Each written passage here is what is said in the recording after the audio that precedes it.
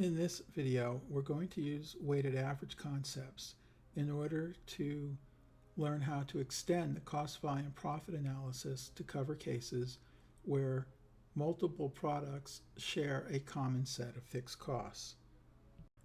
So the way that we do this is if we have two or more products that share common fixed costs, we define Q, without any subscripts here, as the total number of units of products, right? And Q1 as the total number of units of product 1, and Q2 as the total number of units of product 2.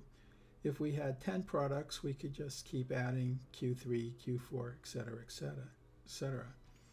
So we're going to define the weighted average contribution margin as the contribution margin for a given product, say product 1, times the mix for that product. So the mix is the weight in the weighted average.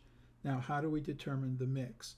So the mix for, say, product 1 is the number of units of product 1 over the total number of units for all products.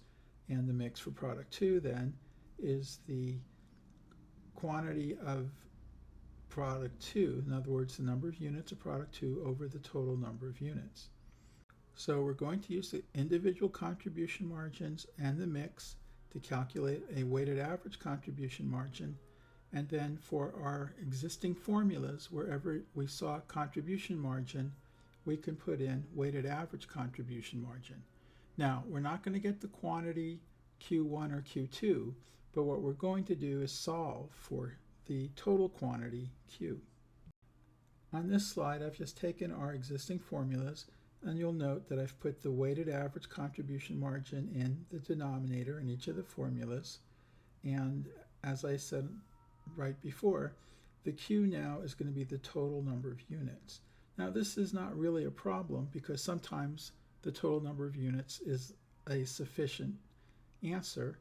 But if we need to know what the individual quantities are, we can just take the Q times the mixes to get the quantity of product 1 and product 2. So here's an example. Let's say we have two products. Product 1 has a price of 20, a variable cost of 12. Product 2 has a price of 30, a variable cost of 20. We plan on selling 30,000 units of product 1, 10,000 units of product 2, and the shared fixed costs for both products is 170,000. At this point, you might want to stop the video and use the formulas on the last slide to see if you can calculate the weighted average contribution margin, and once you have that, perhaps you can get the total quantity for the break-even point. I'll show you the solution on the next slide. Okay, so here's the solution. So for product 1, the contribution margin is price 20 minus variable cost 12, or $8. For product 2, price 30 minus variable cost 20, contribution margin $10. Now, what is the mix? Well, product 1 is 30,000 out of a total of 40,000 units, so 30,000 over 30,000 plus 10,000, 75% or 0.75. Product 2 is 10,000 over 30,000 plus 10,000 or 0.25.